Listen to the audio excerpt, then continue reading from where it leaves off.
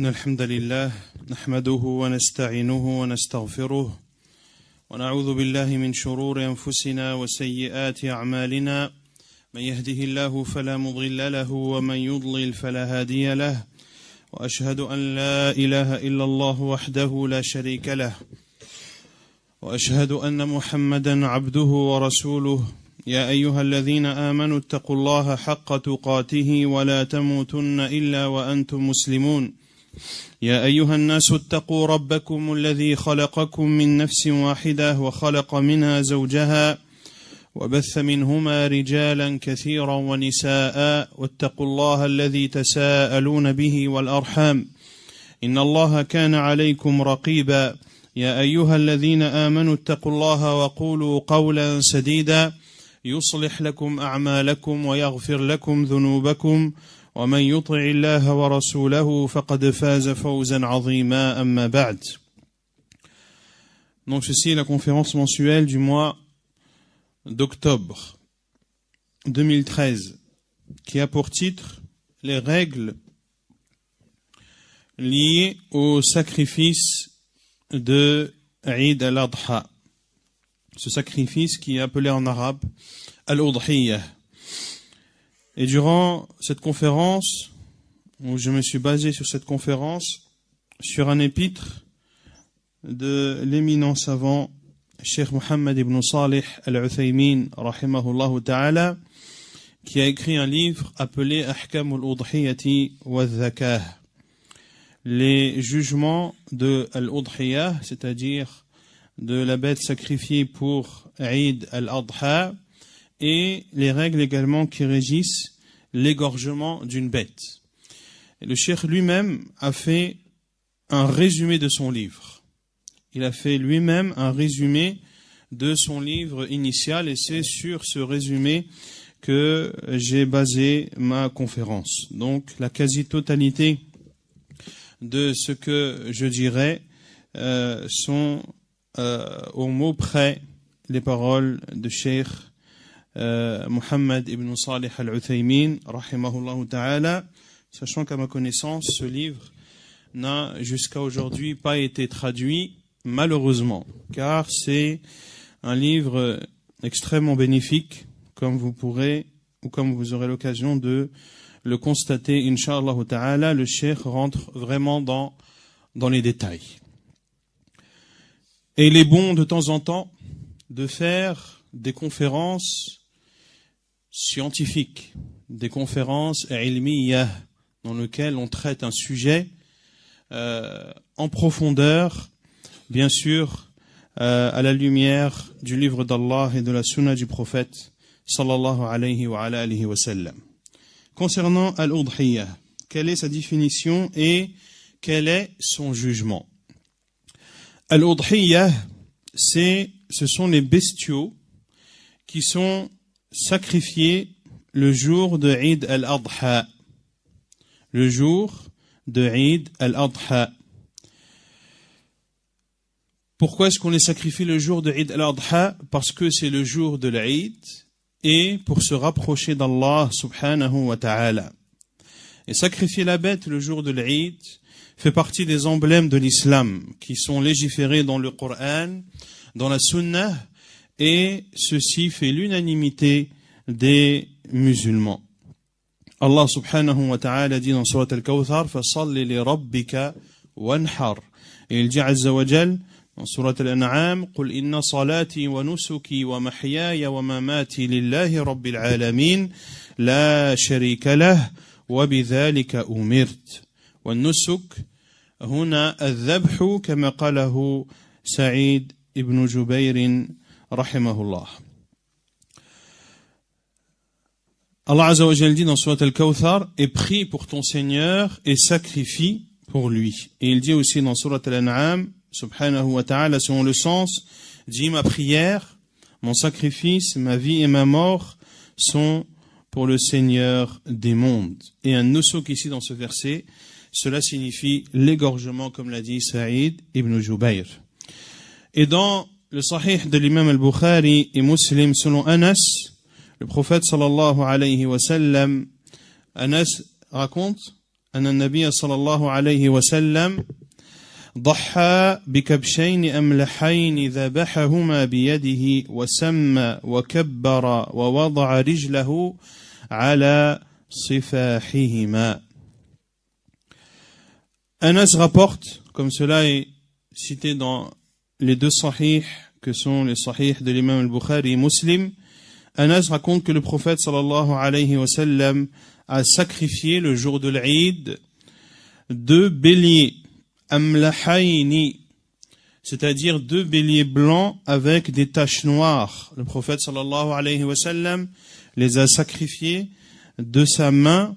Il a prononcé le nom d'Allah, il a dit Allahu Akbar et il a posé son pied sur le côté de leur cou, sur le côté du cou de chacun de ces béliers. Et l'on verra par la suite que la sunna, lorsque l'on égorge un mouton ou un bélier, c'est de poser son pied au niveau de son cou pour que son cou soit maintenu fermement afin que l'égorgement puisse se faire de la façon la plus rapide et la plus simple possible.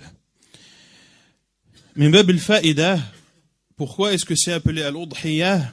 Parce que, comme on l'a dit, c'est une bête qui est sacrifiée le jour de l'Eid, mais la sunna est d'égorger fi waqt ad-duha, au moment où, après que le soleil se soit levé. Car la sunna est d'accomplir la prière de l'Eid une fois le soleil levé. Et dans le hadith d'Abdullah ibn Umar, il dit que le prophète sallallahu alayhi wa sallam est resté 10 ans à Médine, 10 années dans lesquelles il a sacrifié le jour de l'Eid. Et dans le hadith de Al-Bara ibn Azib, rapporté par Al-Bukhari et Muslim également, أن النبي صلى الله عليه وسلم قال من ذبح بعد الصلاة فقد تم نسكه وأصاب سنة المسلمين, que celui qui sacrifie après la prière, il a alors complété son sacrifice et il a suivi la voie des musulmans. Tous ces textes, le cheikh les cite pour montrer que Al-Udhiyah fait partie des emblèmes de l'islam et il apporte à cela les preuves dans le Coran et dans la sunna du prophète sallallahu alayhi wa sallam. Ajoutez à cela que le prophète sallallahu alayhi wa sallam a donc sacrifié le jour de l'Eid. Ses compagnons également ont sacrifié et le prophète sallallahu alayhi wa sallam a informé que celui qui sacrifie le jour de l'Eid a suivi la voie des musulmans. Et les musulmans sont unanimes sur le fait que cette udhiyah, que cette bête sacrifiée le jour de l'Eid est légiférée. Concernant le jugement de l'udhiyah, les savants ont divergé. Est-ce que cette bête à sacrifier, est-ce qu'il est obligatoire de la sacrifier ou est-ce que cela est une sunna fortement recommandée? La majorité des savants considèrent que al-udhiyah est fortement recommandé et c'est l'avis de l'imam al-Shafi'i, l'imam Malik et l'imam Ahmad rahimahumullah. Et d'autres savants sont d'avis que cette udhiyah est obligatoire. C'est notamment l'avis de l'imam Abu Hanifa et c'est l'une des versions rapportées de l'imam Ahmad et c'est notamment l'avis qu'a choisi Cheikh al-Islam Ibn Taymiyyah rahimahullah ta'ala, et chacun des deux avis a ses preuves qui sont fortes. Il faut savoir également que de sacrifier à l'udhiyah est meilleur que de donner son équivalent en argent. Car de sacrifier la bête est ce qu'a fait le prophète sallallahu alayhi wa sallam. Et c'est ce qu'ont fait avec lui les musulmans. Également, de sacrifier la bête est meilleur, car, comme l'on l'a vu, sacrifier à l'udhiyah fait partie des emblèmes d'Allah. Et si les gens s'étaient tous mis à donner en aumône la valeur de cette bête en argent, eh bien, cet emblème disparaîtrait au fur et à mesure. Et si de donner en aumône l'équivalent de cette bête était meilleur, nul doute que le prophète sallallahu alayhi wa sallam l'aurait enseigné à sa communauté, soit par un acte, soit par une parole. Quelles sont les conditions de al-udhiyah? Il y a 6 conditions qui doivent être réunies pour que al-udhiyah soit valide et conforme à ce qui est attendu de nous. La première de ces conditions, أن تكون من بهيمة الأنعام وبهيمة الأنعام هي الإبل والبقر والغنم ضأنها ومعزها. La première condition est que cette bête sacrifiée doit faire partie de bahimatul an'am. Comme l'a dit Allah subhanahu wa ta'ala, وَلِكُلِّ أُمَّةٍ جَعَلْنَا مَنْسَكًا لِيَذْكُرُوا اسم الله على ما رزقهم من بهيمة الأنعام. Et bahimatul an'am signifie ou sont inclus dans bahimatul an'am les chameaux, les chamelles bien sûr, les vaches et les bœufs et al-ghanam. Et lorsque l'on dit al-ghanam, cela inclut 2 types de bêtes. Al-ghanam inclut les caprins et les ovins. Les caprins sont les chèvres et les ovins, ce sont les moutons, les brebis, les agneaux et la femelle d'agneau, agnelle. Et les agnelles. Et c'est ce qui est connu chez les Arabes, comme l'ont dit les savants. C'est la première condition. الشرط الثاني, la deuxième condition, أن تبلغ السن المحدود شرعا, que cette bête doit atteindre un âge qui est défini en islam. Le prophète sallallahu alayhi wa sallam a dit,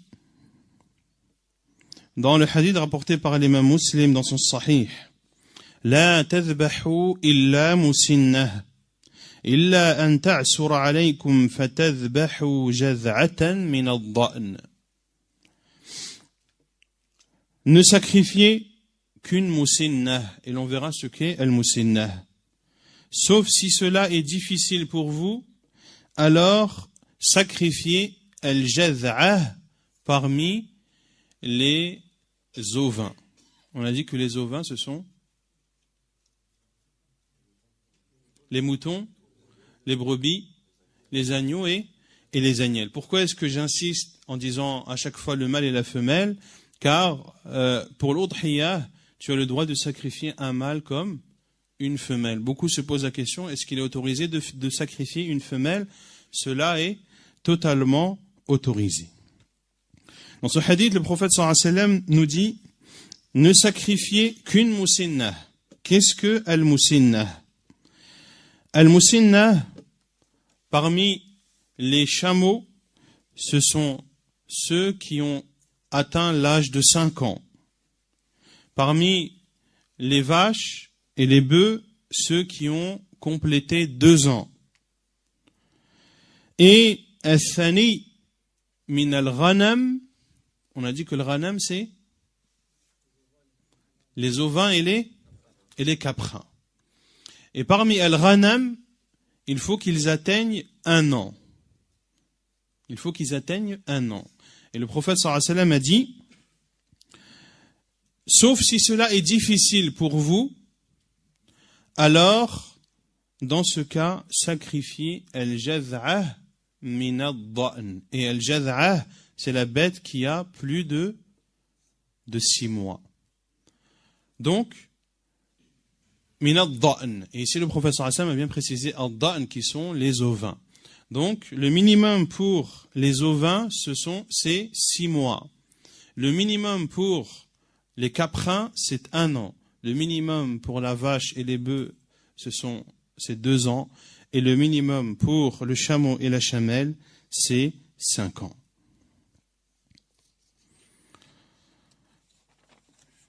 الشرط الثالث, la troisième condition. أن تكون خالية من العيوب المانعة من الإجزاء وهي أربعة. La troisième condition, la première condition, elle doit faire partie de Bahimatu al-An'am. La deuxième condition, cette bête doit atteindre l'âge prescrit et défini en islam. La troisième condition est que cette bête doit être exempte de défauts qui, lorsqu'ils sont présents, ne font pas de cette bête une udhiyah. Le premier de ces défauts, al-awaru al-bayyin. Le fait que cette bête soit borgne de façon évidente.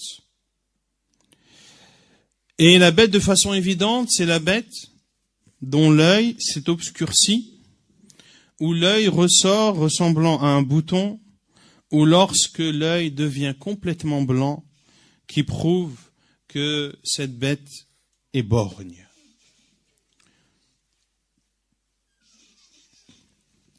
الشرط الثاني أو العيب الثاني الذي لابد أن تكون الأضحية خالية منه المرض البين. Le deuxième défaut dont la bête doit être exempte, c'est la maladie manifeste, évidente. Et c'est donc la maladie qui est apparente de cette bête, comme le fait qu'elle soit prise de fièvre, qui l'empêche de se rendre au pâturage et qui coupe son appétit. De même, une bête qui a la gale, évident, et ceci a une conséquence non négligeable sur sa viande et sur sa santé. De même que les blessures profondes font partie des défauts qui peuvent exclure cette bête de la catégorie des bêtes acceptées pour al-udhiyah. الشرط الثالث العرج البين. Le troisième défaut dont doit être exempte cette bête, c'est le fait qu'elle boite de façon évidente.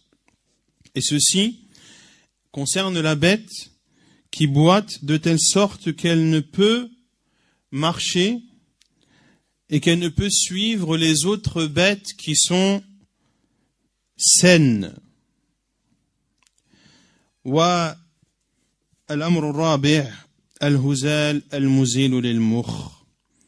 Le quatrième défaut dont doit être exempte la bête, c'est le fait qu'elle soit maigre et faible.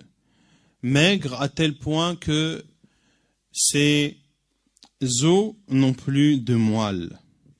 Et la preuve de cela, de ces quatre défauts dont doit être exempte la bête, est la parole du prophète sallallahu alayhi wa sallam, lorsqu'il a été questionné quelles sont les bêtes ou les dahaya dont l'on doit s'abstenir. Et le prophète sallallahu alayhi wa sallam a dit arba'an, quatre, al-arja'u al-bayinu dhal'uha, wal-awra'u al-bayinu awaruha, wal-maridatu al-bayinu maraduha, wal-ashfa'u allati la tanqi.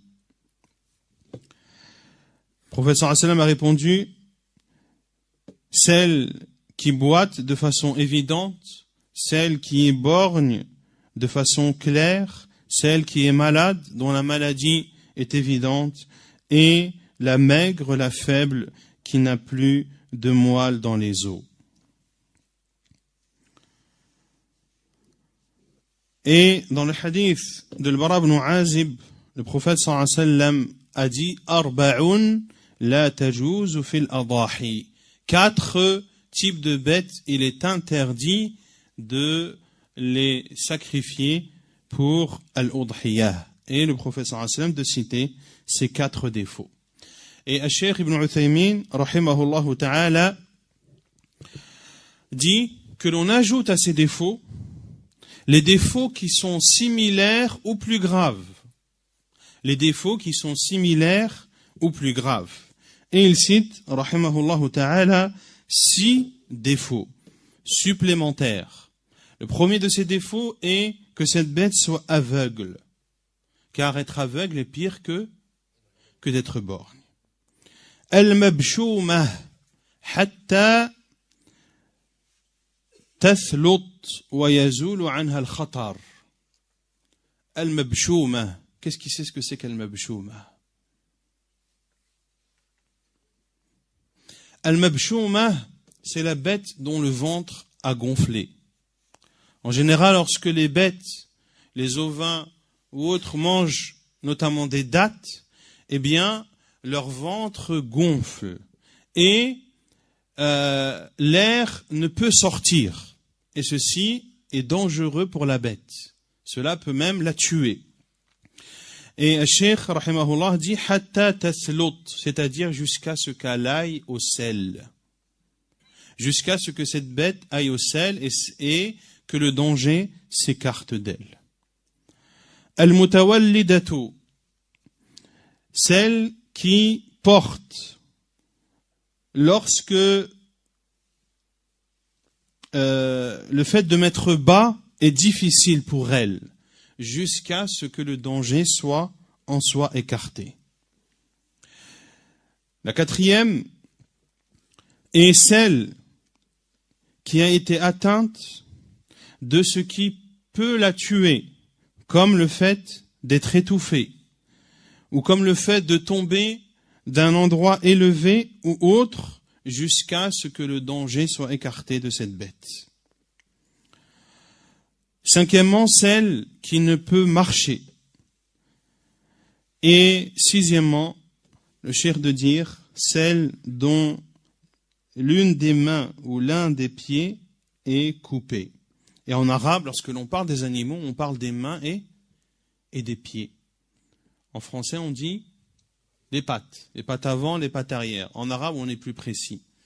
On qualifie, on attribue aux animaux des mains et des pieds. Les mains sont les deux membres avant et les pieds sont les deux membres arrière.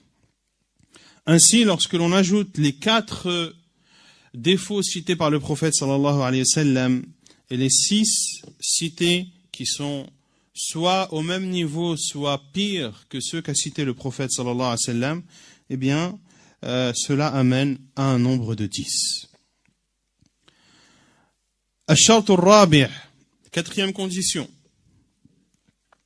Cette bête doit être le bien de celui qui sacrifie. Elle doit être sa propriété. Elle doit lui appartenir. Ou bien qu'il lui a été autorisé de la sacrifier. Ainsi, la udhiya n'est pas valide si la personne sacrifie une bête qui ne lui appartient pas. Soit une bête qu'il a usurpée, c'est-à-dire qu'il a pris sans qu'il n'en ait le droit, ou bien une bête qui l'a volée, tout simplement, ou une bête qu'il a pris, et ceci après en avoir fait une demande qui est illégitime et infondée.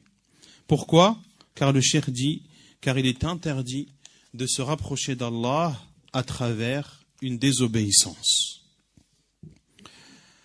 الشرط الخامس ألا يتعلق بها حق للغير فلا تصح التضحية بالمرهون. La cinquième condition est que cette bête ne doit pas, ou la possession de cette bête ne doit pas être suspendue à une tierce personne. Et l'exemple que donne le cheikh, qu'il est interdit de sacrifier une bête pour al-udhiyah, une bête qui t'a été donnée en guise de caution.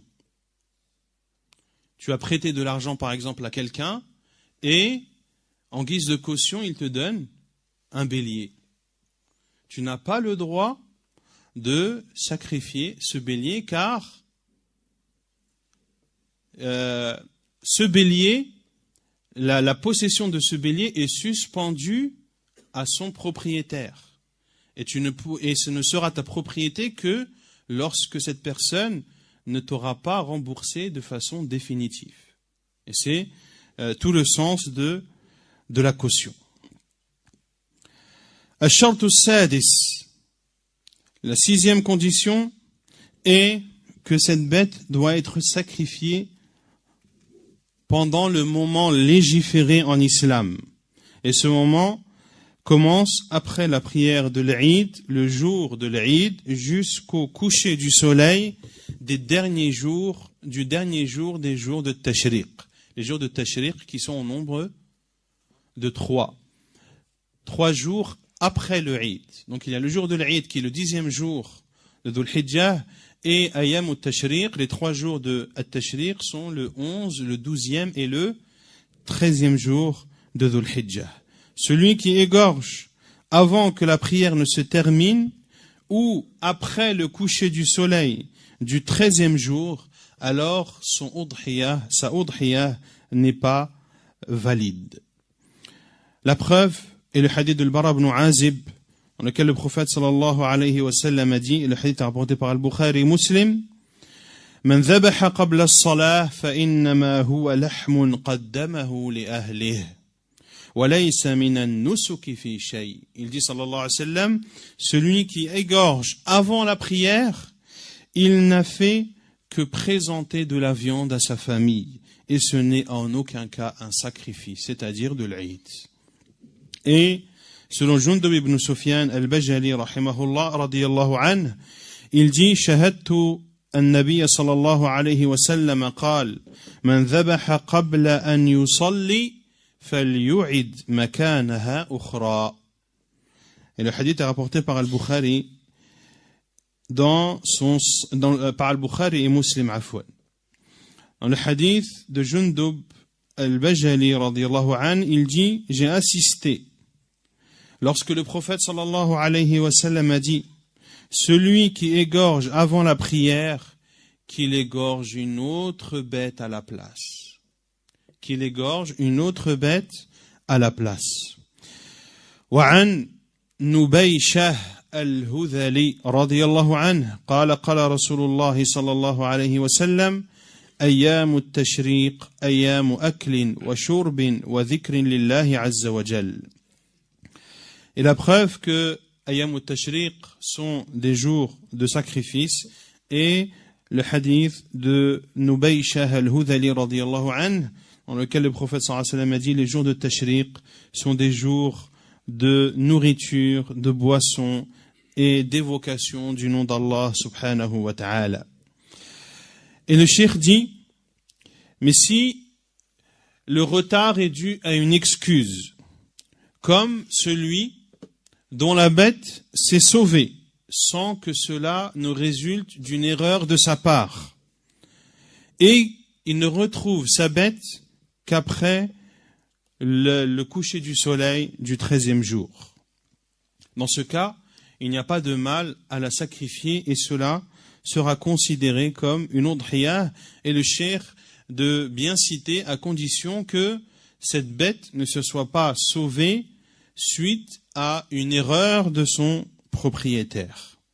Ou bien, lorsque tu lègues quelqu'un ou lorsque tu mandates quelqu'un pour sacrifier une bête pour toi, et que cette personne oublie totalement de sacrifier cette bête, alors il n'y a pas de mal à la sacrifier même après le temps qui a été alloué.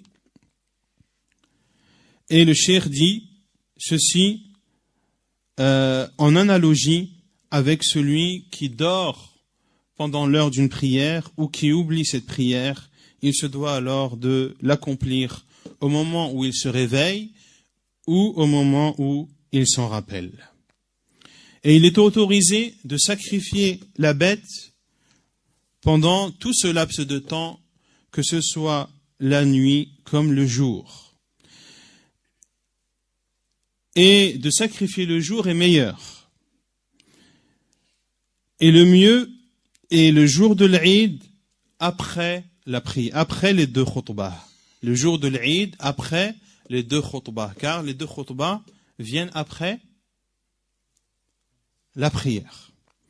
Et chaque jour est meilleur que le suivant.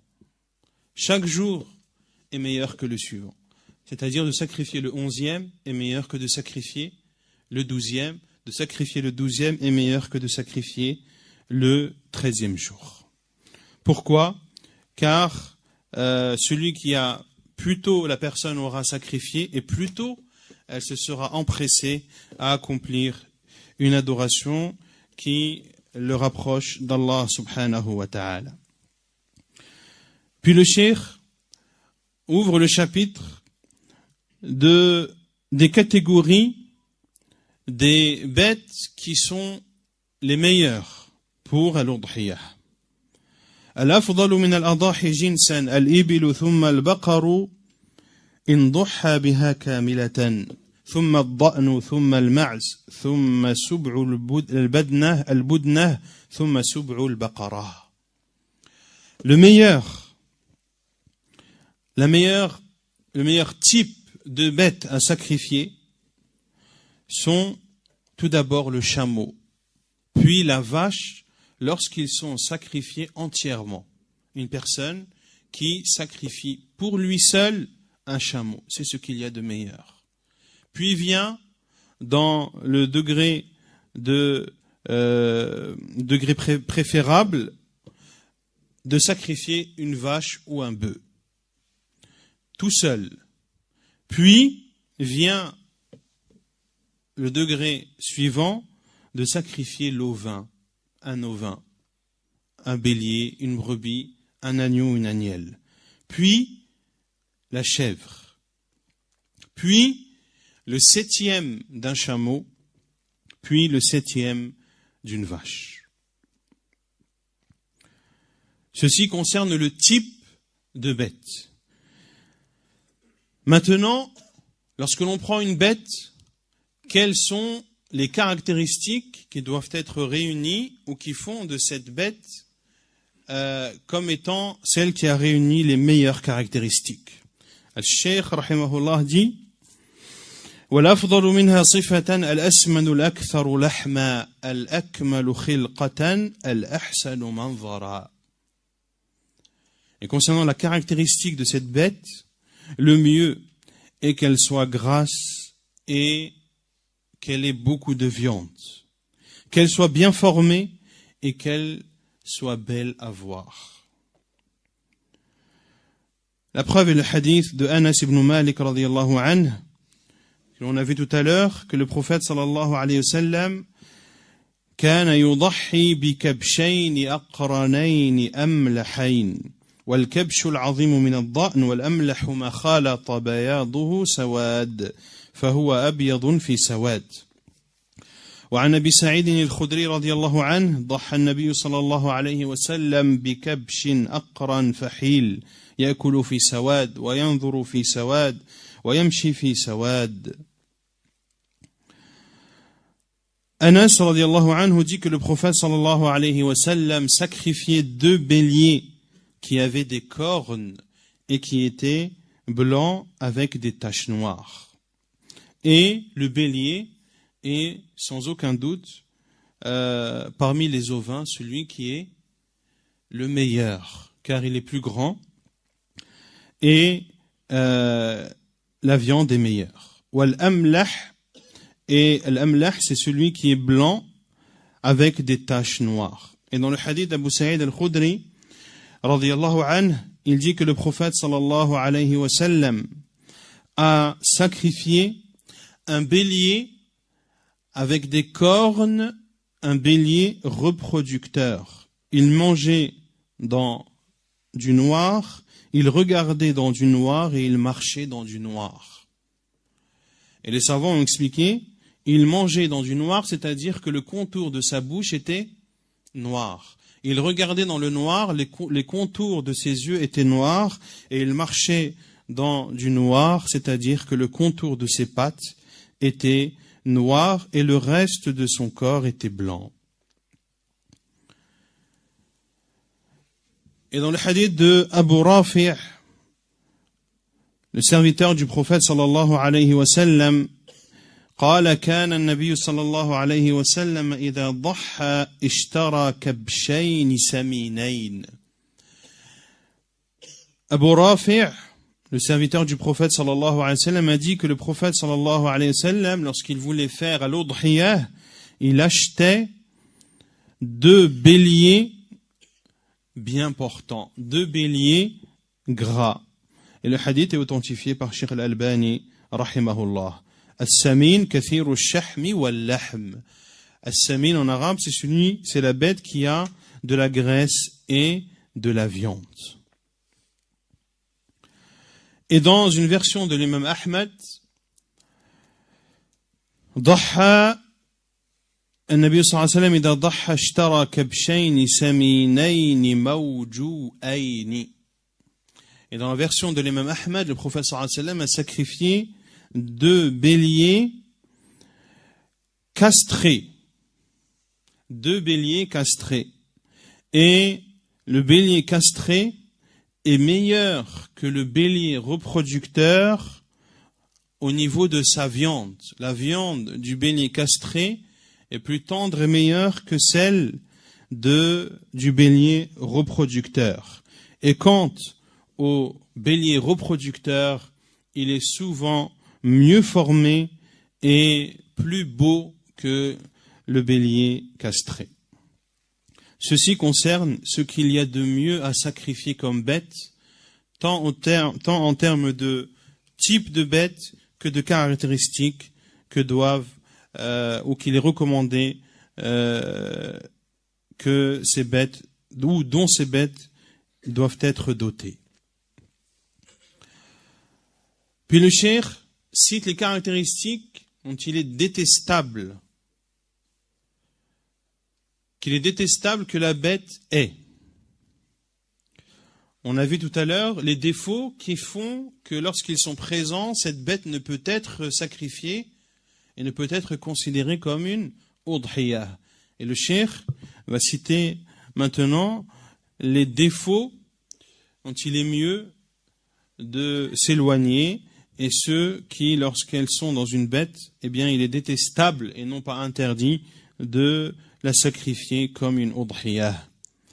Le premier type de défaut cité par le cheikh, rahimahullah, al-adba. Al-adba, c'est celle dont la queue ou la corne a été coupée de plus que la moitié. Al-muqabala. Le deuxième type de bête avec des défauts qui sont détestables, al-muqabala. C'est celle qui a l'oreille fondue sur la largeur et ceci au niveau de l'avant de l'oreille. Al-mudabara, c'est celle qui a l'oreille fondue en largeur au niveau de l'arrière de l'oreille. Al-sharqa, c'est celle qui a l'oreille fondue en longueur. Et al-kharqa, c'est celle qui a l'oreille trouée ou perforée. La sixième, al-musfara, c'est celle dont l'oreille est coupée et qui laisse apparaître le tympan.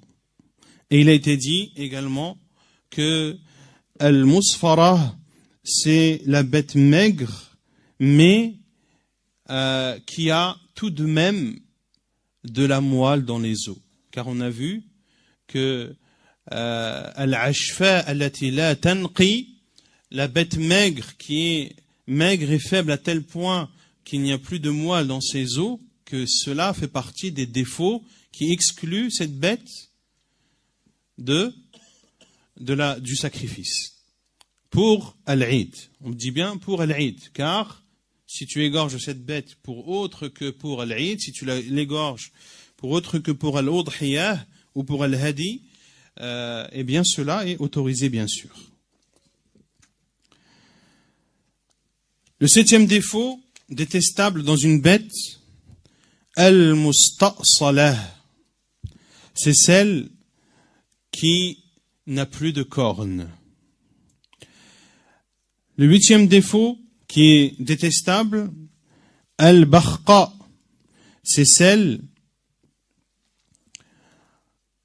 dont l'œil ne voit plus, mais reste intacte.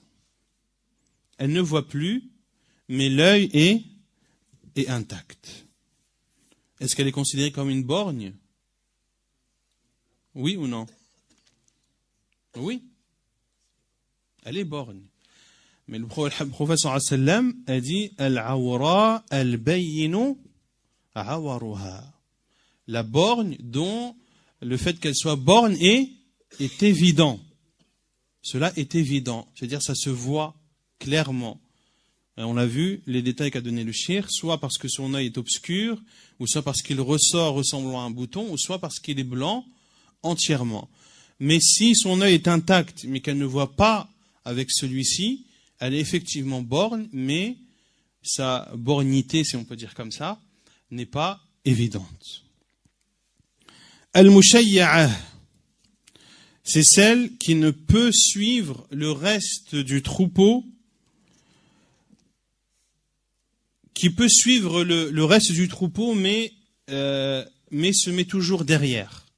Elle ne peut pas suivre le reste du troupeau à la même allure que le troupeau, mais elle reste derrière. Celle-ci également, il est déconseillé de l'utiliser comme une udhiyah.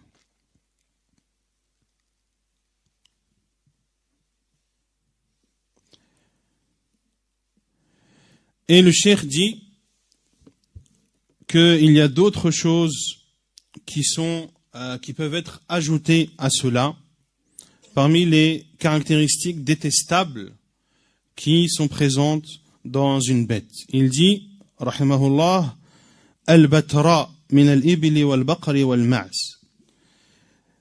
C'est celle dont la moitié de la queue a été coupée, voire plus, parmi le chameau, la vache et al-ma'z, et la chèvre. Pourquoi? Car les savants disent que la queue pour le chameau, la vache et la chèvre n'est pas un élément essentiel. N'est pas un élément essentiel. Pour cela qu'il cite ensuite ma quti'a min al-yi'atihi. Et concernant al-aliyah, al-aliyah qui concerne dans la majorité du cas, si ce n'est tout le temps, les ovins. Les ovins, donc les moutons, les béliers, etc., certains ont une queue, d'autres n'ont pas de queue, mais ils ont, comment est-ce qu'on pourrait traduire ça? Une excroissance de graisse. Et les savants disent que cette excroissance de graisse qui se trouve sur le derrière de l'ovin a un bénéfice. Et lorsque la moitié,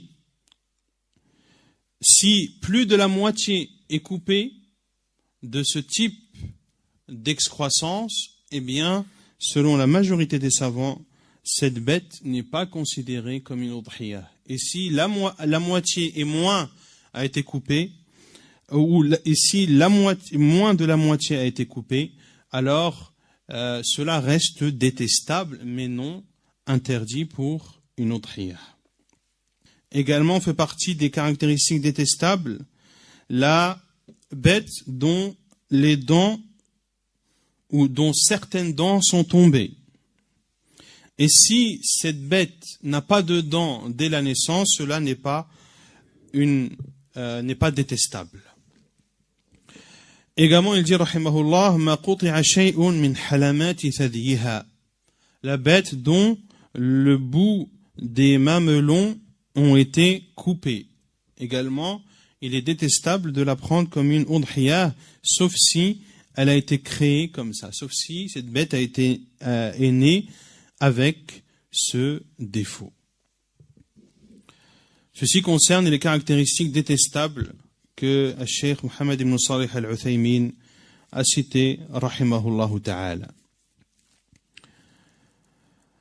Puis le Cheikh d'ouvrir le chapitre pour qui vaut al-udhiyah. Al-udhiyah, parmi al-ghanam, et on a dit que le ghanam c'est les ovins et les caprins, valent pour un homme et sa famille et celui qu'il désire parmi les musulmans.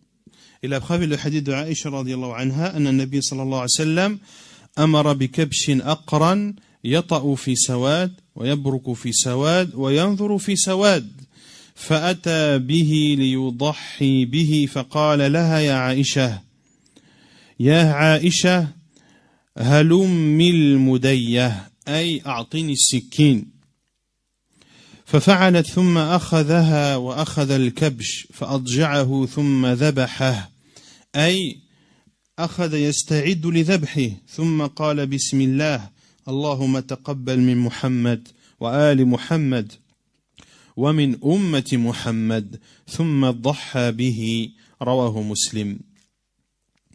La preuve est le hadith de Aïcha radiyallahu anha qui dit que le prophète sallallahu alayhi wa sallam a ordonné qu'on lui apporte un bélier avec des cornes qui marche sur du noir, s'assied sur du noir et regarde dans du noir. Et on a apporté ce bélier au prophète sallallahu alayhi wa sallam pour qu'il le sacrifie. Et il a dit à Aïcha radiyallahu anha, ô Aïcha, donne-moi le couteau. Elle s'est exécutée, le prophète sallallahu alayhi wa sallam a pris le couteau, il a pris le bélier, il l'a couché, puis le prophète sallallahu alayhi wa sallam, lorsqu'il s'apprêtait à l'égorger, a dit par le nom d'Allah, Bismillah, ô Allah, accepte de Muhammad, de la famille de Muhammad et de la communauté de Muhammad. Puis le prophète sallallahu alayhi wa sallam a sacrifié ce bélier. Et dans le hadith de Abu Ayyub al-Ansari radiyallahu anhu, قال كان الرجل في عهد النبي صلى الله عليه وسلم يضحي بالشاة عنه وعن أهل بيته فيأكلون ويطعمون.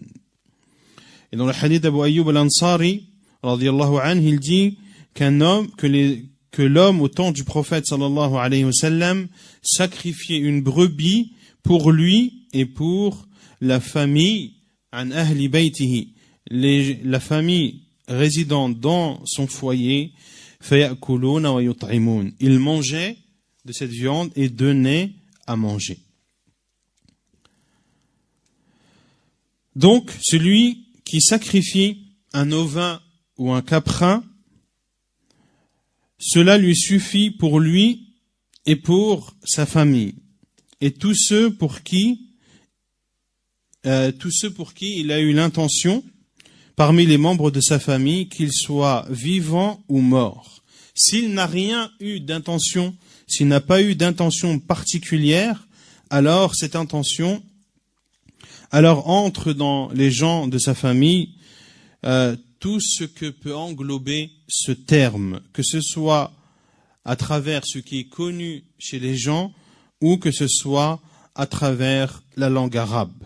Et dans ce qui est connu chez les gens, ce sont toutes les personnes qui sont sous sa responsabilité comme épouse, enfant et proche.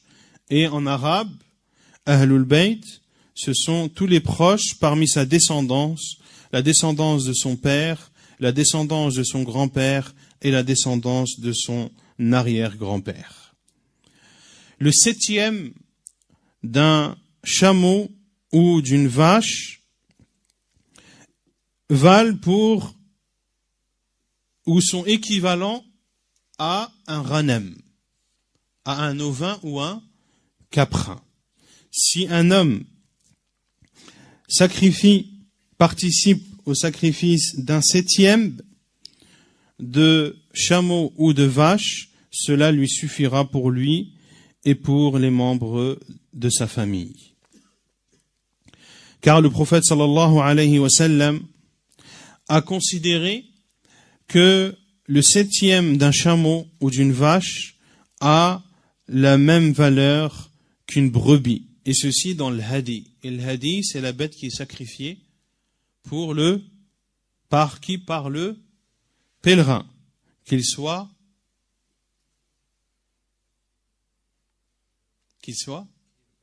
non, le pèlerin qui sont en quel type de rite? Al-mutamatti' wal-qarin. Al-mutamatti' wal-qarin, car al-mufrid, lui, ne sacrifie pas de bête.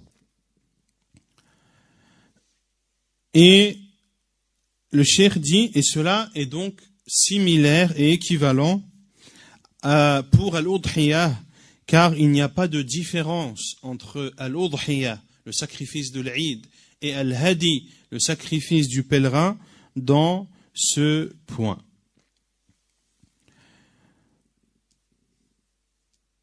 Donc, un ovin ou un caprin ne suffit pas pour 2 personnes ou plus qui l'achèteraient et qui sacrifieraient cette bête. Car cela n'a pas été rapporté ni dans le livre d'Allah ni dans la sunna du prophète sallallahu alayhi wa sallam.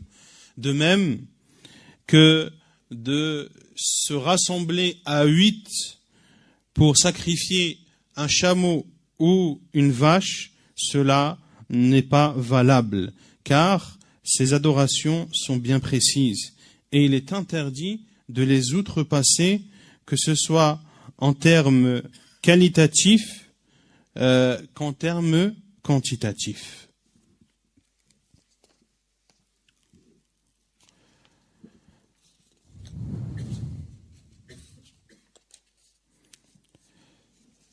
Puis le cheikh parle du sujet, à savoir ce que l'on mange de notre udhiyah et ce que l'on distribue.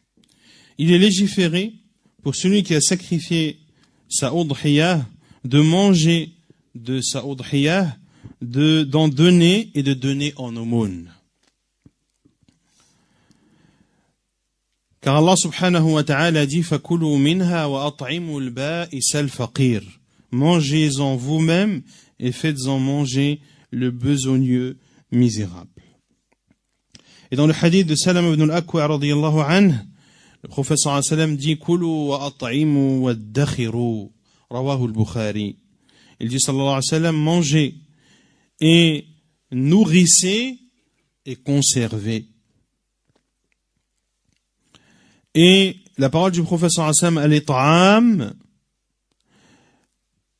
inclut, donc nourrissez, inclut, cela peut être un cadeau que tu fais à un riche ou une aumône que tu fais à un pauvre.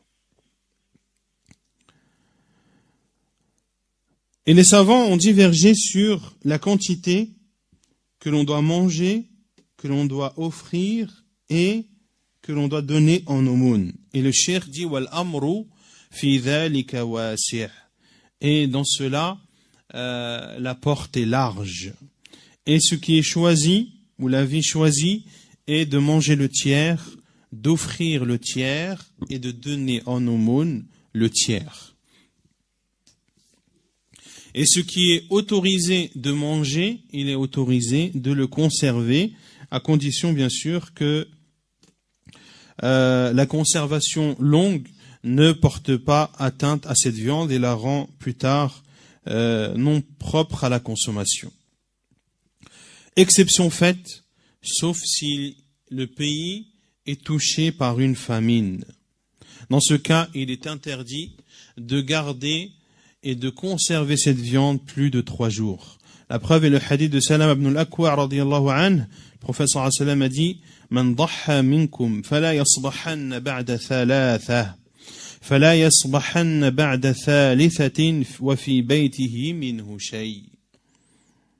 فلما كان العام المقبل قالوا يا رسول الله نفعل كما فعلنا في العام الماضي فقال صلى الله عليه وسلم كلوا وأطعموا وادخروا فإن ذلك العام كان في الناس جهد فأردت أن تعينوا فيها متفق عليه. Dans le hadith authentique rapporté par Al-Bukhari et Muslim, le hadith de Salam ibn al-Akwa radiyallahu anhu, le prophète sallallahu alayhi wa sallam a dit celui d'entre vous qui sacrifie c'est-à-dire pour l'Eid, qu'il ne passe pas 3 matins sans qu'il n'y ait des restes de cette udhiyah. Et l'année suivante, ils ont dit, oh, envoyé d'Allah, devons-nous faire cette année comme nous avons fait l'année dernière? Et le prophète sallallahu alayhi wa sallam a dit, mangez, nourrissez et conservez, car cette année-là, les gens étaient touchés par une famine. Et j'ai voulu que vous aidiez à travers cela. Rapporté par Al-Bukhari et Muslim.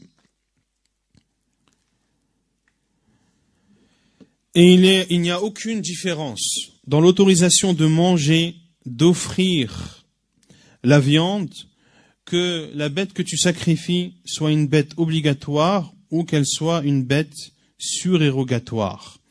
Que tu le fasses pour un vivant ou pour un mort. Même si tu le fais en application d'un testament. Si dans le testament d'une personne qui est décédée, il a écrit dans son testament qu'un tel prend de mon argent et sacrifie une bête. Eh bien, les savants disent al-wasi yaqumu maqam al-musi, que celui à qui on a demandé de mettre en application ce testament a la même place que celui qui l'a testé, que celui qui a fait le testament. Il lui est donc autorisé à lui de manger, d'offrir et de donner en aumône de cette bête. Quant à celui qui est mandaté, al-wakil, si celui qui te mandate t'autorise de manger, d'offrir et de donner en aumône, alors cela est autorisé. Sinon, tu te dois de restituer cette bête à celui qui t'a mandaté. Et il est interdit de vendre quoi que ce soit de l'udhiyah, ni la viande, ni toute autre partie de cette bête, même la peau. Et celui à qui on a offert une partie de cette viande, celui à qui on a offert une partie d'une udhiyah, lui, il lui est autorisé de faire ce qu'il veut de cette viande que l'on lui a offert, et le cheikh de dire à condition qu'il ne vende pas cette viande à celui qui lui a offert. Que doit faire? Quelles sont les choses dont doit s'abstenir celui qui sacrifie à l'udhiyah? Lorsqu'une personne veut sacrifier à l'udhiyah et qu'entre le mois de Dhul Hijjah, soit par la vision du premier croissant de lune, ou soit lorsque le mois de Dhul Qi'dah a complété les 30 jours, alors il est interdit à une personne qui souhaite sacrifier à l'udhiyah de prendre quelconque cheveu de son corps, de couper quelconque ongle ou d'arracher quelconque peau, et ceci jusqu'à ce qu'il sacrifie sa bête. Et pour information, le premier jour de Dhul Hijjah est demain. Nous sommes déjà dans la première nuit du mois sacré de Dhul Hijjah, comme cela a été annoncé par la Cour suprême d'Arabie Saoudite.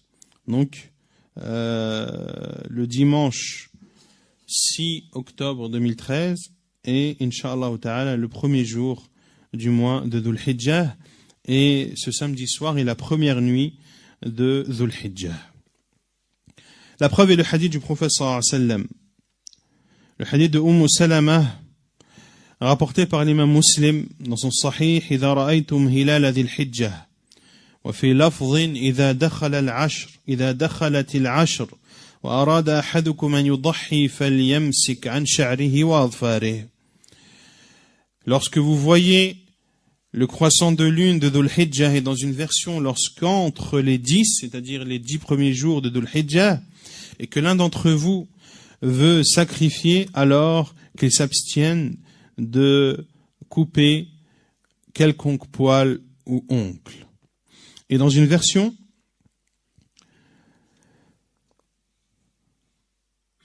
فلا يأخذ من شعره وأظفاره شيئا حتى يضحي وفي لفظ فلا يمس من شعره ولا بشره شيئا. Dans la première version, le professeur sallam cite clairement les poils et les ongles. Et ici, les poils, les savants disent, ce sont tous les poils du corps. Que ce soit les poils de la moustache, que ce soit les cheveux, que ce soit la barbe. Bien sûr, la barbe, vous connaissez tous le jugement de raser la barbe, ceci est interdit. Et de tailler la barbe, ceci est également interdit. Sauf si la personne taille sa barbe au-dessus ou les poils qui dépassent d'une poignée, al-qabdah. Quelle est la preuve de la peau? Qu'il est interdit d'arracher également de la peau. Et une des versions du hadith, فَلَا يَمَسْ مِنْ شَعْرِهِ وَلَا بَشَرِهِ شَيْئًا, et qu'il ne coupe de ses poils ou de sa peau rien du tout. Et al-bashara, les savants disent كَالظِّفْرِ وَالْجِلْد.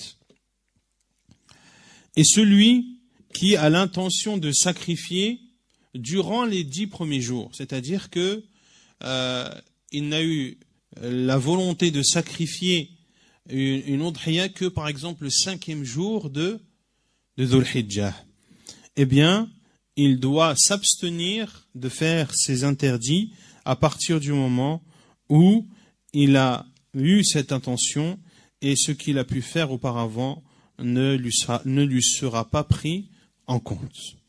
Et la sagesse de cette interdiction est que celui qui fait al-udhiyah, parce qu'il a participé quelque part à ce que fait en partie le pèlerin, parmi les actes du pèlerinage, il y a le fait de sacrifier al-hadi.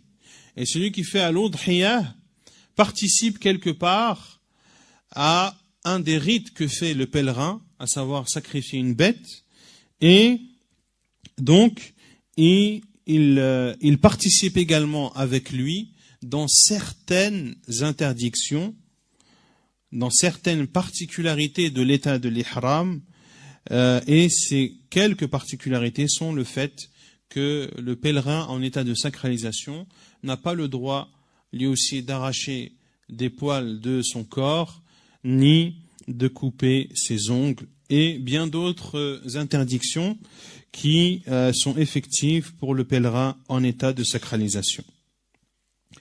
Et ce jugement, c'est-à-dire l'interdiction de couper des poils du corps, les ongles ou d'arracher de la peau, ceci est un jugement qui concerne celui qui sacrifie et non celui pour qui l'on sacrifie. Et ici, lorsque l'on dit celui pour qui l'on sacrifie, c'est-à-dire les membres de la famille de celui qui sacrifie. Car on a dit que la bête sacrifiée vaut pour l'homme qui sacrifie, mais pour les membres de sa famille. Et cette interdiction, ou ces interdictions, concernent celui qui sacrifie. Que tu sacrifies toi-même ou que tu fasses sacrifier par quelqu'un d'autre. Au final, c'est toi qui as fait la udhiyah, même si tu ne l'as pas égorgé, mais c'est toi qui as acheté cette udhiyah. Cette udhiyah t'appartient, d'accord? Donc, tu es considéré comme avoir fait le sacrifice. Ainsi, que tu égorges toi-même ou que quelqu'un d'autre égorge pour toi, il t'est interdit pendant les 10 premiers jours de Dhul Hijjah jusqu'à ce que la bête soit sacrifiée, de faire les interdits précédemment cités. Et le cheikh dit, et celui qui a l'intention de faire al-udhiyah et coupe une partie de ses poils, de ses ongles ou de sa peau, il doit faire le repentir à Allah. Et il ne doit plus recommencer. Et il n'y a pas d'expiation à faire. Et cela ne l'empêche pas de faire sa udhiyah comme le pense la masse des musulmans. Et si il fait un de ces interdits, par oubli ou par ignorance, ou si un poil tombe sans que cela n'était volontaire, il n'y a point de mal à cela. Et si il a besoin de couper un poil ou de couper un ongle cassé par exemple, qui lui fait mal et qui le dérange, eh bien, il n'y a pas de mal à cela. Puis le cheikh cite les règles qui régissent l'égorgement. Donc là, le cheikh a terminé de parler sur al-udhiyah et il parle maintenant de l'égorgement. Et ici, l'égorgement, c'est l'égorgement de façon générale. Et l'égorgement en arabe est appelé al-zakat. Al-zakah. Al-zakah, le cheikh l'a défini en disant fi'lu ma yahillu bihi al-hayawan alladhi la yahillu illa biha min nahrin aw dhabhin aw jurhin. Al-zakah, c'est ce qui rend licite un animal qui ne peut être licite qu'à travers cela. Soit par un nahr, ou bien al-dhabh, ou bien al-jarh. Un nahr, c'est le fait de... on va expliquer les différences entre al-dhabh et al-nahr. Al-dhabh, c'est l'égorgement. Al-nahr, c'est un égorgement, mais particulier. Et al-jurh, c'est le fait de blesser. فالنحر للإبل والذبح لغيرها والجرح لما لا يقدر عليه إلا به. Un nahr concerne le chameau. Al-dhabh, l'égorgement, concerne autre que le chameau. Et al-jurh, la blessure, concerne la bête qu'on ne peut tuer qu'en blessant. La bête qu'on ne peut tuer qu'en blessant. Et la différence entre al-dhabh et al-nahr, il y en a plusieurs, et cela, je les cite moi, le cheikh rahimahullah ne les a pas cités dans ce livre-là, même s'il les a cités dans bien d'autres endroits. Premièrement, parmi les différences entre al-dhabh et al-nahr, c'est que, comme l'a dit le cheikh, le dhabh concerne les vaches et al-ghanam, les vaches, les ovins et les caprins. Et les autres animaux, comme il le dit le cheikh, en dehors du chameau. Deuxièmement, le nahr a lieu dans le bas du cou, juste après la poitrine. Quand vous voyez ceux qui tuent les chameaux, les musulmans qui tuent les chameaux, ils plantent le couteau dans le bas du cou, et le cou du chameau est extrêmement long. Et l'on coupe la partie inférieure du cou, celle qui est juste après la poitrine.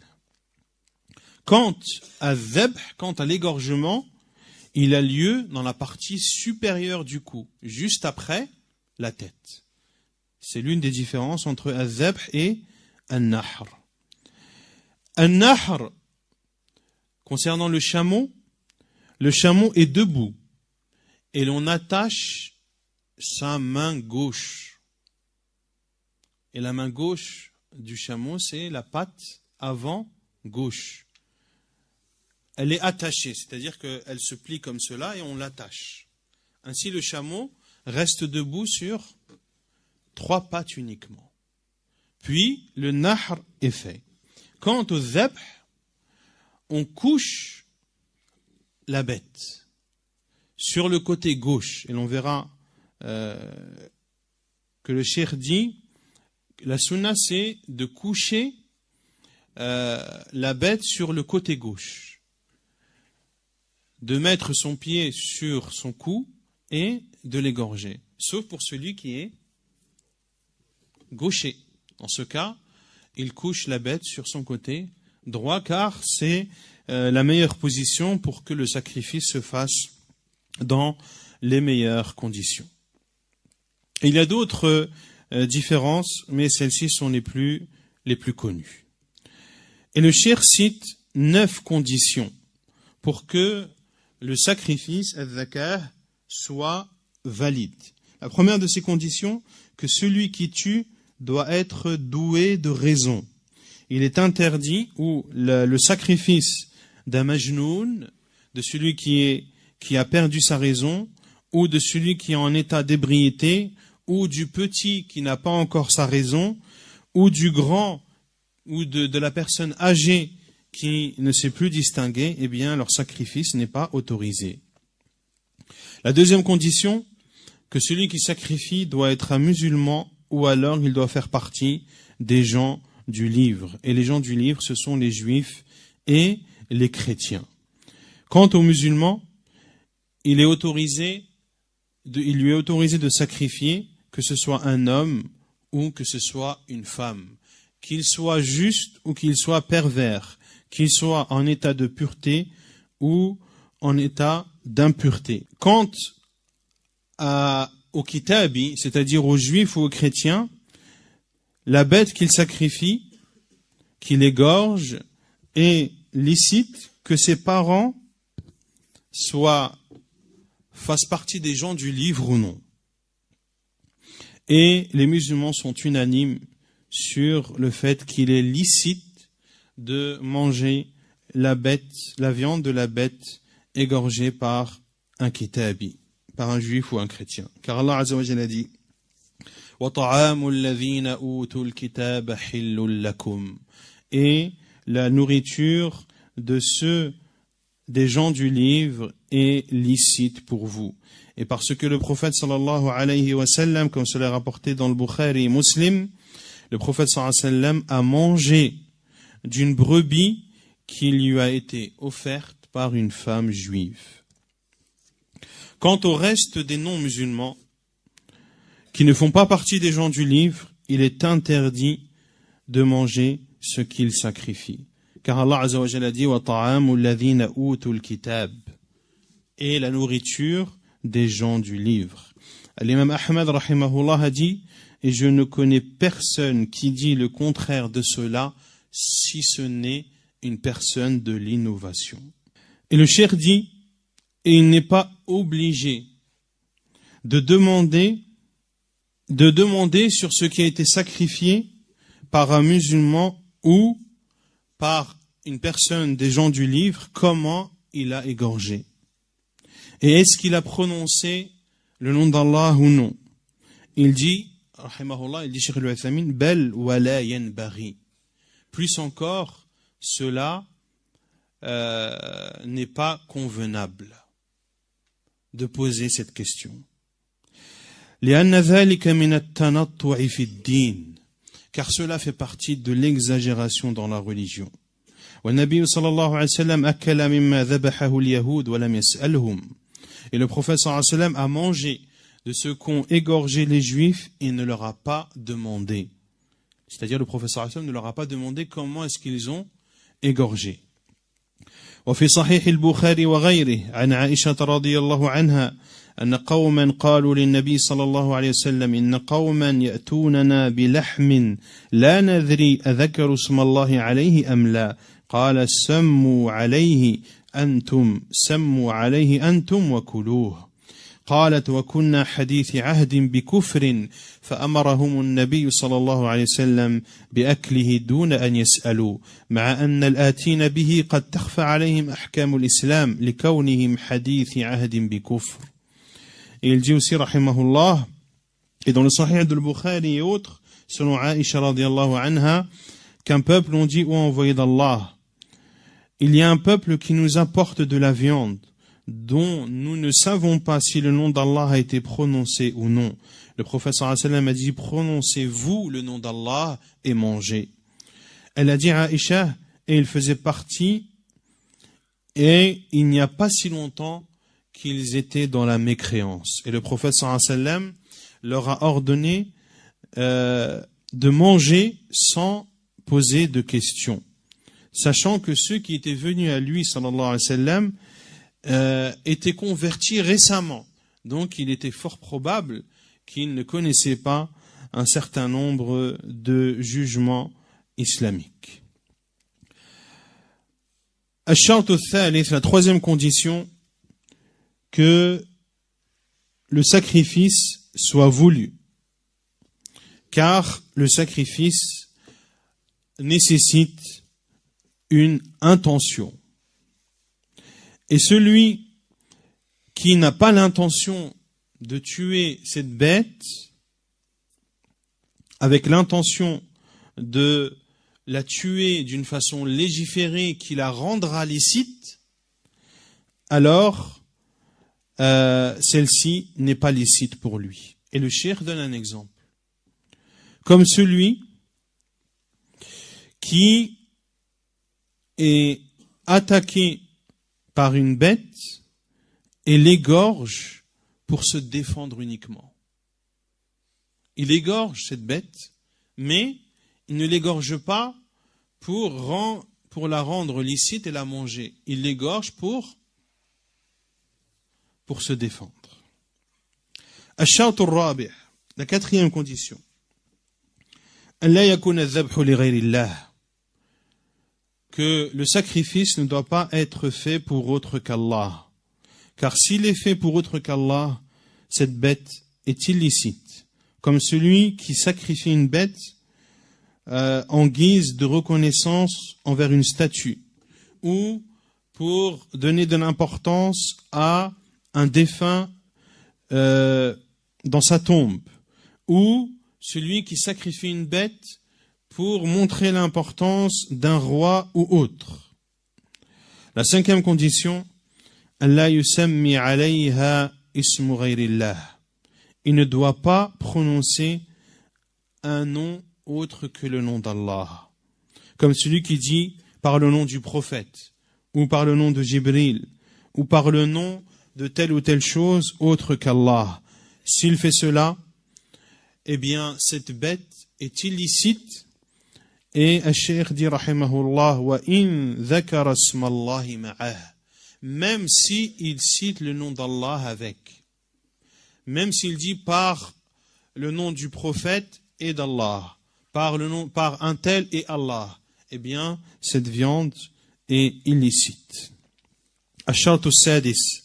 أن يذكر اسم الله تعالى عليها فيقول عند تذكيتها بسم الله لقوله تعالى فكلوا مما ذكر اسم الله عليه إن كنتم بآياته مؤمنين. La sixième condition est qu'il doit prononcer le nom d'Allah au moment où il la sacrifie en disant Bismillah. Et la preuve est la parole d'Allah Azza wa Jalla dans Surat Al-An'am, le verset 118, et manger de ce sur quoi le nom d'Allah a été prononcé si vous êtes véritablement croyant en ces signes.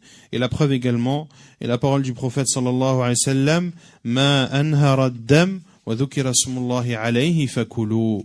Ce qui effuse le sang et sur lequel le nom d'Allah a été cité, alors mangez. Le hadith est authentique, rapporté par Al-Bukhari dans son Sahih. Et le cheikh fait une remarque extrêmement importante en disant, et il n'y a pas de différence entre celui qui délaisse le fait de prononcer le nom d'Allah de façon volontaire ou par oubli ou par ignorance. Car le verset est général. Allah Azza wa Jalla dit dans Surat Al-An'am, le verset 121, وَلَا تَأْكُلُوا مِمَّا لَمْ يُذْكَرِ اسْمُ اللَّهِ عَلَيْهِ. Et ne mangez pas ce sur quoi le nom d'Allah n'a pas été cité.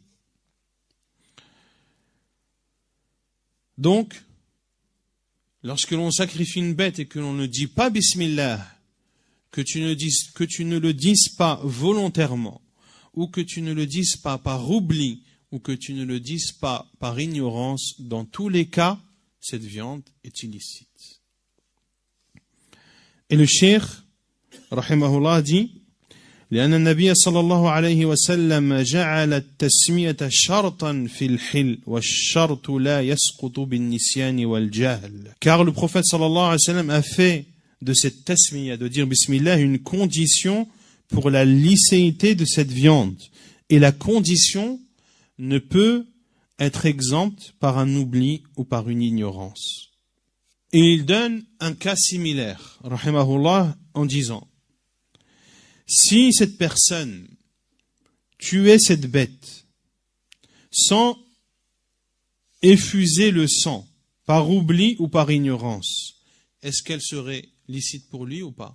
Une personne qui tue une bête sans que le sang n'effuse, il la tue avec une pierre par exemple, en ne sachant pas que de tuer une bête avec une pierre rend cette bête illicite. Est-ce que le fait qu'il ne le savait pas, ou le fait qu'il ait oublié, est-ce que cela rend cette bête licite?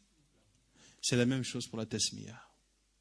À partir du moment où c'est une condition, cette condition ne peut être levée par un oubli ou par une ignorance. Et le prophète sallallahu alayhi wa sallam a cité deux conditions dans le hadith. Ma anhara ad-dam wa dhukira smullahi alayhi fakuluhu. Ce qui la bête dont le sang a effusé et sur lequel vous avez prononcé le nom d'Allah, alors mangez. Il y a donc deux conditions qu'a cité le prophète sallallahu alayhi wa sallam. Et si une règle est valable pour une des conditions, elle est valable aussi pour la seconde. Et si celui qui égorge et sacrifie est muet, il ne peut pas prononcer donc la tasmiyah. Le cheikh dit, il lui suffit de faire un signe qui montre la tasmiyah. Car Allah Azza wa Jalla a dit fattaqullaha mastata'tum, et craignez Allah comme vous le pouvez. La septième condition est que le sacrifice doit être fait avec un objet tranchant qui effuse le sang. Que cet objet tranchant soit de fer, de pierre ou de verre ou autre. Car le prophète sallallahu alayhi wa sallam a dit Ma anhara ad-dama wa dhukira smullahi alayhi fakulu ma lam yakun sinnan aw dhafra wa sa'uhaddithukum an dhalik amma as-sinnu fa'azm wa amma adh-dhafru fa mudal habashah. Le prophète sallallahu alayhi wa sallam a dit ce qui effuse le sang et sur lequel le nom d'Allah a été prononcé, alors mangez. Tant que ce n'est pas une dent ou un ongle. Tant que ce n'est pas une dent ou un ongle. C'est-à-dire avec quoi vous avez sacrifié. Et le prophète sallallahu alayhi wa sallam de dire, et je vais vous parler de cela. Quant aux dents, ce sont des os. Et quant aux ongles, ce sont les couteaux de l'Abyssinie. Les Abyssins, à l'époque du prophète sallallahu alayhi wa sallam, tuaient les bêtes avec leurs ongles. Et les Abyssins étaient, à l'époque du prophète sallallahu alayhi wa sallam, des chrétiens. Et les savants ont donné deux explications à ce hadith. Soit, ce qui est voulu, c'est que Al-Habasha étaient des chrétiens, or il est interdit aux musulmans de ressembler aux non-musulmans. Et la deuxième explication des savants est que le fait de sacrifier avec des ongles est préjudiciable pour la bête. Et souvent la bête meurt d'étouffement et ne meurt pas d'égorgement. Car les ongles, même s'ils sont tranchants, ne sont pas tranchants comme un couteau ou tout autre objet utilisé à cet effet. Puis le cheikh cite, rahimahullah, la preuve qu'il est autorisé de sacrifier avec un objet tranchant issu de pierre. La preuve est le hadith rapporté par Al-Bukhari et Muslim, Najariyatan li Ka'b ibn Malik, qu'une servante de Ka'b ibn Malik radiyallahu anhu كانت ترعى غنما له بسلع. Elle guettait un troupeau de ghanam, donc le ghanam c'est les ovins et les caprins, Bisal, et Sal c'est une montagne connue à Médine. Elle a vu une brebis parmi les ghanam qui mourait. Elle a alors cassé, فكسرت حجرا فذبحتها به. Elle a alors cassé une pierre et elle a égorgé cette brebis avec cette pierre brisée. فذكروا ذلك للنبي صلى الله عليه وسلم فأمرهم بأكلها. Et ils ont cité cela au prophète صلى الله عليه وسلم qui leur a ordonné de manger cette brebis. Et si la bête est tuée par autre qu'un objet tranchant, elle est illicite, comme le fait de l'étrangler ou comme le fait de l'électrocuter ou autre jusqu'à ce qu'elle meure. Et si il fait cela, c'est-à-dire s'il l'égorge, s'il l'étrangle, ou si il lui fait un autre mal, comme le cheikh a cité l'électricité ou autre, et qu'il l'égorge comme il se doit, alors que cette bête est toujours vivante, alors cette bête devient alors licite. Et le cheikh donne 2 signes pour connaître et pour déterminer qu'une bête est toujours vivante.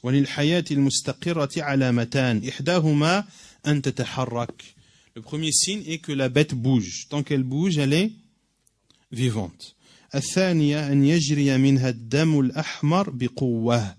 Deuxièmement, que le sang rouge circule rapidement dans ses veines. Ceci est également une preuve que cette bête est toujours vivante. On a dit qu'il y avait combien de conditions?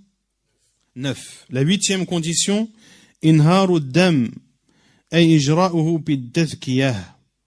l'effusion du sang, c'est-à-dire le fait que le sang coule par l'égorgement.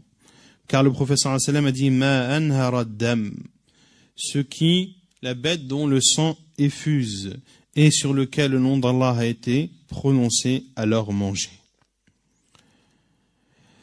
Puis le cheikh dit, si la bête, on ne peut pas la maîtriser, comme la bête fugitive qui se sauve, ou comme celle qui est tombée dans un puits, ou autre, alors il suffit de faire couler son sang, quel que soit l'endroit dans lequel son corps sera touché. Et le mieux, bien sûr,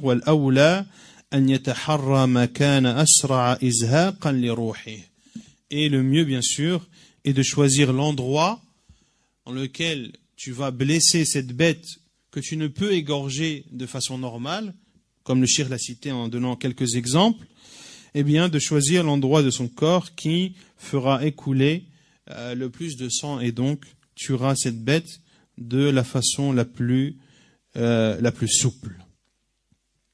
لأنه أريح للحيوان وأقل عذابا, car cela est meilleur pour la bête et cela la châtie le moins possible.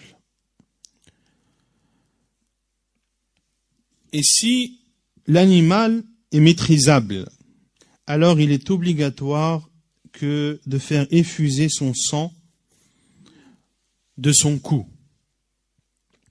en sectionnant les 2 veines jugulaires. Al-Wajjain en arabe. Et le cheikh dit ce sont 2 veines, 2 grosses veines qui longent l'œsophage. Et le mieux, dans le sacrifice, donc le minimum que dit le cheikh, c'est de couper les 2 veines jugulaires. Et le mieux est de couper avec ces 2 veines jugulaires la trachée. La trachée qui est la voie à travers laquelle passe l'air. Et al-mari, qui est l'œsophage. Donc, les 2 veines jugulaires longent la trachée et non l'œsophage. Les 2 veines jugulaires longent la trachée afwan, et non l'œsophage. Donc la trachée, le mieux est de sectionner les deux veines jugulaires, de sectionner avec les deux veines jugulaires la trachée et de sectionner avec, en plus, l'œsophage qui est l'endroit par lequel passe la nourriture et les boissons. Ceci afin que le sang s'effuse de façon uniforme et de façon rapide. Et le cheikh dit وَإِنِ اقْتَصَرَ عَلَى قَطْعِ الْوَجْدَيْنِ حَلَّتِ تَذْكِيَهِ. Et s'il se contente de sectionner les deux veines jugulaires, eh bien la viande ou la bête devient licite. الشرط التاسع, la 9e condition, أن يكون المذكى مأذونا في ذكاته شرعا فأما غير المأذون فيه فنوعان. Neuvième condition est que la bête que l'on sacrifie, qu'il soit autorisé de la sacrifier juridiquement en islam.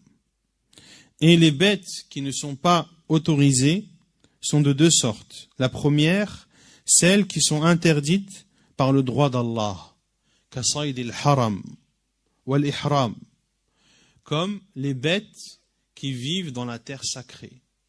Il est interdit de les tuer.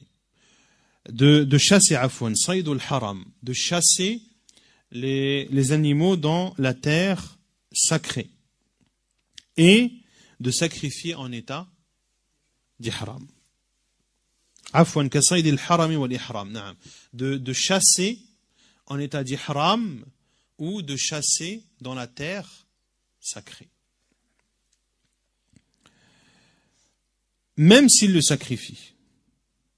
Car dans la chasse, il n'est pas obligatoire de sacrifier la bête que tu chasses. Si tu chasses avec un fusil par exemple, ou si tu chasses avec des flèches ou autre, si la bête meurt de cela, tant que tu chasses et que tu as prononcé le nom d'Allah, cela est licite.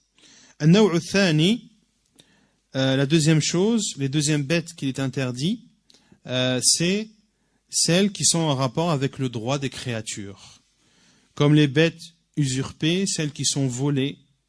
Ainsi, celui qui égorge une bête volée ou une bête usurpée, eh bien il y a dans la licéité de cette bête deux avis des savants que le cheikh a cités dans le livre initial. Puis le cheikh parle des comportements à avoir au moment où on sacrifie la bête.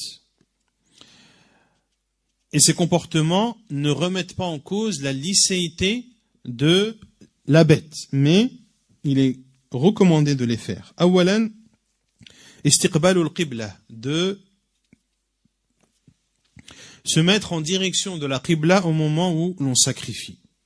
Deuxièmement, de sacrifier convenablement en utilisant des objets tranchants aiguisés, et l'égorgement doit être fait avec force et rapidité. Et il a été dit que cela est même une obligation, et c'est l'avis que le cheikh considère que cela est obligatoire, car le prophète sallallahu alayhi wa sallam a dit qu'Allah a prescrit la bienfaisance dans toute chose.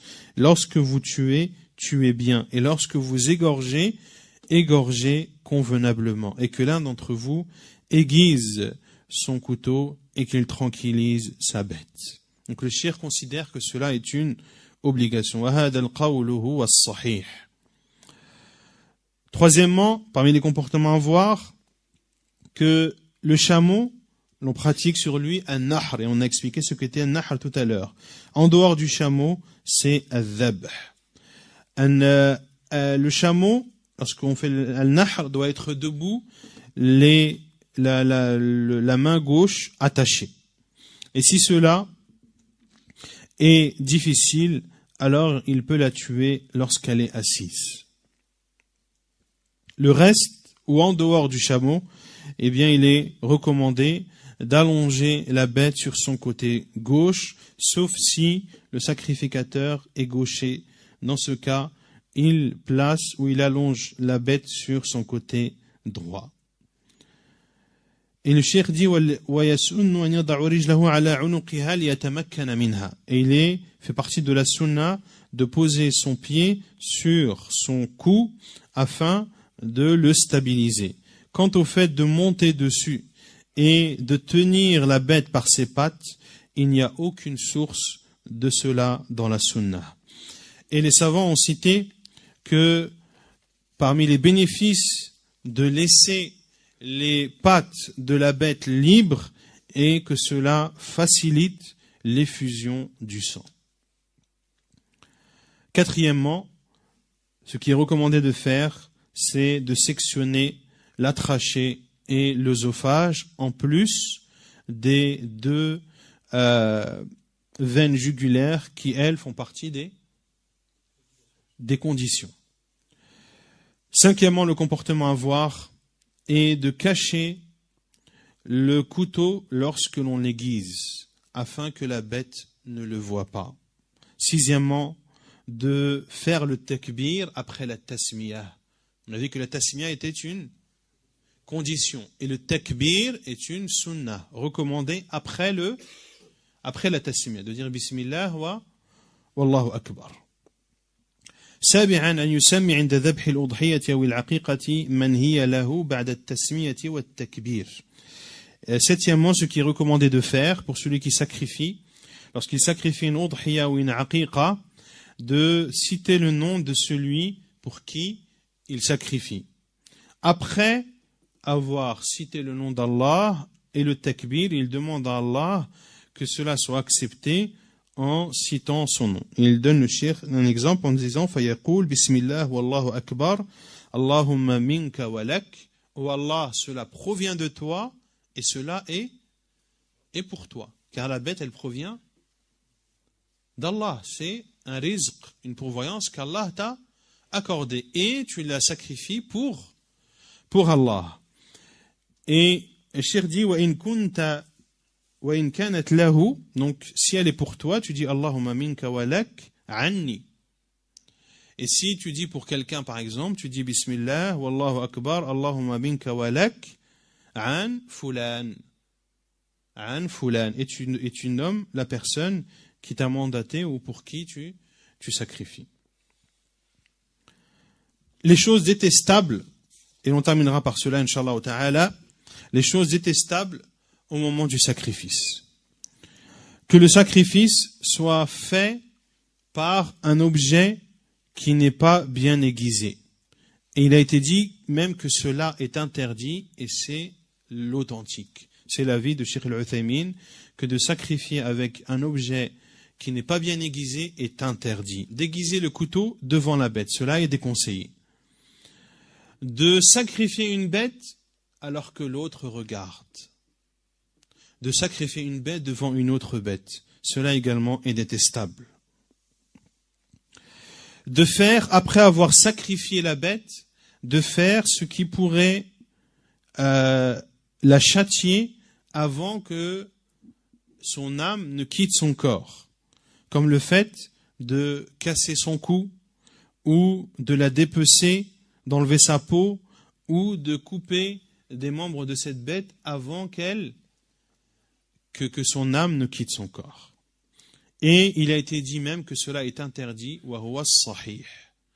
Et certains savants ont même dit que cela est interdit, et c'est l'avis que considère Cheikh Al-Uthaymin qu'il est interdit de faire ce qui pourrait châtier la bête tant qu'elle n'est pas définitivement morte. Et ainsi se termine le résumé que Cheikh rahimahullah ta'ala a fait de son livre Ahkam al-Udhiyati wal-Zakah, un livre ou un résumé qu'il a écrit rahimahullah le 13e jour de Dhul Hijjah de l'année 1400, soit à quelques jours près. Combien d'années? 34 ans. Donc ça fait 34 ans que Cheikh Al-Uthaymin rahimahullah a écrit cette lettre. Et 34 ans après, les musulmans en profitent toujours. Et sa science parcourt l'ensemble de la planète. Et nous demandons à Allah Azza wa Jal de lui pardonner ses fautes et de l'élever en degrés et de faire que sa tombe soit un jardin parmi les jardins du paradis. Ainsi le musulman se doit de connaître la valeur des savants et d'invoquer Allah subhanahu wa ta'ala en leur faveur. Wallahu a'lam wa sallallahu wa sallam wa baraka ala nabiyyina Muhammad wa ala alihi wa sahbihi ajma'in wa akhiru da'wana anil hamdulillahi rabbil alamin.